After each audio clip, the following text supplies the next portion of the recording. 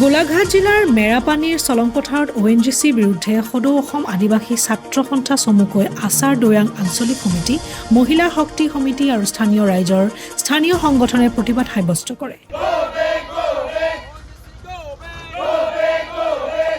সীমান্তৱৰ্তী অঞ্চলটোৰ পৰা ONGCয়ে তেল অন্বেষণৰ বিপৰীতে সমীপৰ গাঁওসমূহ উন্নয়নত গুৰুত্ব প্ৰদান নকৰাৰ অভিযোগ আদিবাসী ছাত্ৰ সংগঠনটোৰ। আজি পুৱাৰে পৰা কাছমাৰী EPS ONGC তৈলখাদলৈ যোৱা পথ অৱৰোধ কৰে প্ৰতিবাদকাৰীসকলে। বিশেষকৈ চলাংপথাৰ তৈলখাদৰ সন্মুখৰ পথছোৱা দীৰ্ঘদিনে জৰাজীৰ্ণ হৈ থকাৰ পাছতো পথছোৱা মেৰামতি কৰি নিদিয়াৰ অভিযোগ ONGCৰ বিৰুদ্ধে।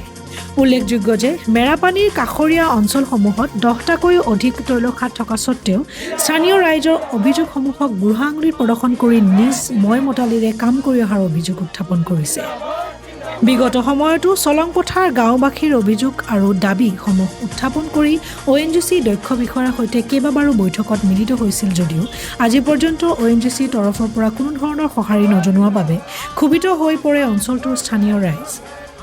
যাৰ ফলস্বৰূপে আজি পথ অৱৰোধ কাৰ্যসূচী হাতত লৈ ভলৌগুৰি চাৰিআলিৰ পৰা হিন্দুপুৰ ONGCলৈকে এই মূল পথছোৱা মেৰামতি কৰা, চলংপথাৰ অঞ্চলটোৰ প্ৰতি 100 মিটাৰত ষ্ট্ৰীট লাইট, ক্লাবৰ চাৰিসীমা দেৱাল নিৰ্মাণ, ছাত্ৰ-ছাত্ৰীসকলৰ শিক্ষাৰ প্ৰয়োজনীয় সামগ্ৰী যোগান ধৰা, যিসকল মাটিৰ গৰাকী আছিল তেওঁলোকৰ পৰিয়ালৰ লোকক কৰ্মসংস্থাপন দিয়া আদি বহুকেইটা মূল দাবী উত্থাপন কৰি প্ৰতিবাদ সাব্যস্ত কৰে।